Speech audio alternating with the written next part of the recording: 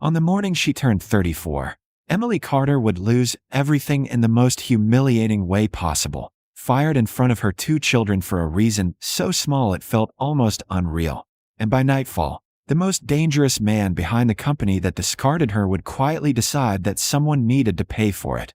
But at 9:12 a.m., standing in the cramped break room of Westbridge Logistics in downtown Chicago, Emily didn't know any of that yet. She only knew that her daughter Lily was carefully placing a crooked paper crown on her head while her son Jake held a box of store-bought cupcakes like it was the most important thing in the world. And for a brief moment, despite the exhaustion under her eyes and the bills waiting at home, Emily allowed herself to smile as Lily whispered, "Happy birthday, Mom," in a voice full of pride, because they had made this with what little they had: crayons, paper, and love that didn't know how to measure itself against money. And Emily bent down to kiss her forehead, whispering back, "Thank you, sweetheart," while Jake chimed in, "Make a wish before anyone comes," glancing nervously toward the hallway like he already understood the rules of a world that never made room for people like them.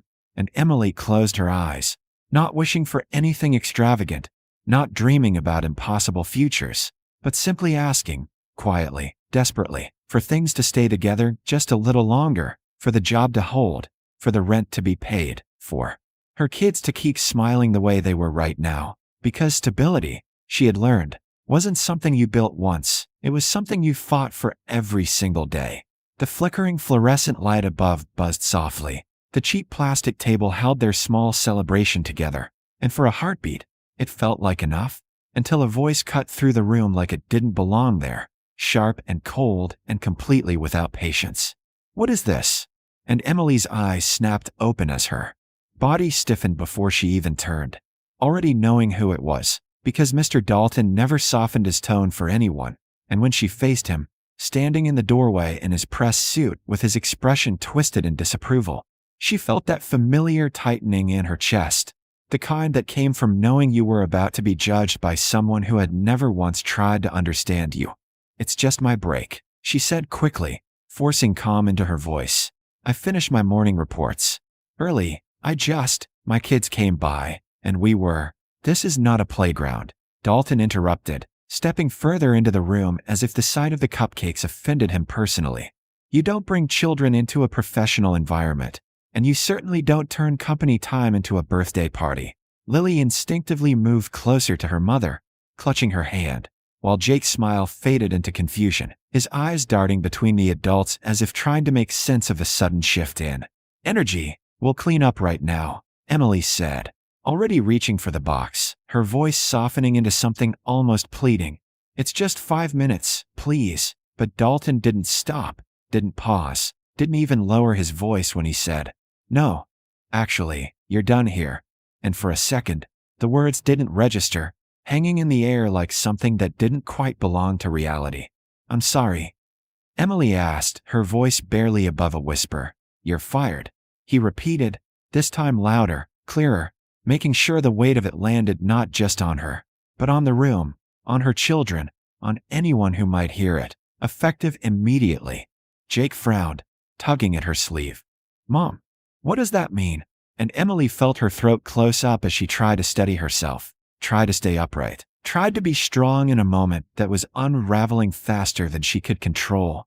"Mr. Dalton, please," she said, her voice cracking despite her effort to keep it steady. "Not in front of my kids. We can talk about this privately. I need this job. I've never missed a deadline.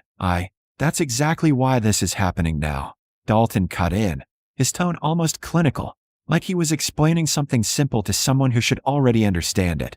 "Maybe this will teach you boundaries. Maybe next time you'll remember where you are." And Emily felt something shift inside her. Not anger, not yet, but something deeper, something like disbelief mixed with a quiet kind of hurt that didn't know where to go. "I didn't do anything wrong," she said, more to herself than to him. But Dalton leaned in slightly, lowering his voice just enough that only she could hear. "People like you always think that," he said, and then he straightened again, addressing the room. "Security will escort you out." And just like that, it was over. No discussion, no warning, no second chance. Just a decision delivered with the kind of finality that only comes from someone who believes they hold All the power. Lily started crying. The soft kind of crying that tries to stay quiet but can't. Jake stood frozen, his small hands clenched into fists at his sides. And Emily didn't cry. She couldn't. Not here, not now. Instead, she bent down, gathering her kids close, whispering, "It's okay, it's okay." Even though nothing about it was okay. Even though she could already feel the consequences stacking up in her mind like bills she wouldn't be able to pay, rent, groceries, school supplies. All the fragile pieces of her life suddenly slipping out of reach. And as security appeared at the doorway, hesitant but obedient, she stood up, holding her children's hands, walking out of the break room with what dignity she could still carry, past co-workers who avoided her gaze, past desks where people pretended to be busy, past a life she had spent 3 years trying to build into something stable, and she didn't look back, not at Dalton, not at the cupcakes left behind, not at the paper crowns sitting forgotten on the table, because if she did, she knew she might break, and breaking wasn't something she could afford. Not today, not in front of her kids, not when they were the only reason she was still standing at all. What Emily Carter didn't know, as the elevator doors closed and the building swallowed her exit like it meant nothing, was that somewhere far above the floor she had just walked out of, behind glass walls and quiet shadows, a man had watched everything unfold. Without saying a word, a man whose name never appeared on company emails, whose presence was never announced, whose influence reached into places most people never saw. And as he replayed the moment in silence, the cupcakes, the children, the firing, his expression didn't change, but his decision had already been made. By the time the sun dipped behind the Chicago skyline, Emily Carter sat on the edge of her worn couch, staring at the unopened box of cupcakes she had brought home, the paper crown lying beside it like a quiet reminder of how the day had started and how brutally it had ended. And for the first time since leaving Westbridge Logistics, the silence around her felt heavier than anything Dalton had said, because here there was no audience, no strength to perform, just reality settling in as Lily slept curled up against her arm and Jake sat nearby pretending to stay busy, glancing at her every few seconds as if waiting for her to fix everything the way she always did. "Are we gonna be okay?" he finally asked, his voice careful, and Emily forced a small smile, pulling him closer. "Yeah," she said softly. "We always are." Even though her mind was racing through numbers, rent, food, bills, and none of them added up anymore. Across the city, in a quiet penthouse office that didn't officially exist, Vincent Moretti stood in front of a large screen replaying security footage from that morning, his expression calm as the scene unfolded again. Emily, her children, the cupcakes, Dalton's voice. The moment everything fell apart, and the man beside him waited in silence until Vincent finally said, "Pause it," the image freezing on Lily's tearful face. "Who is she?" he asked, his tone measured. "Emily Carter," his advisor replied. "Single mother, 3 years with the company, no issues." Vincent nodded slightly, then gestured toward Dalton on the screen. "And him?" "Regional manager."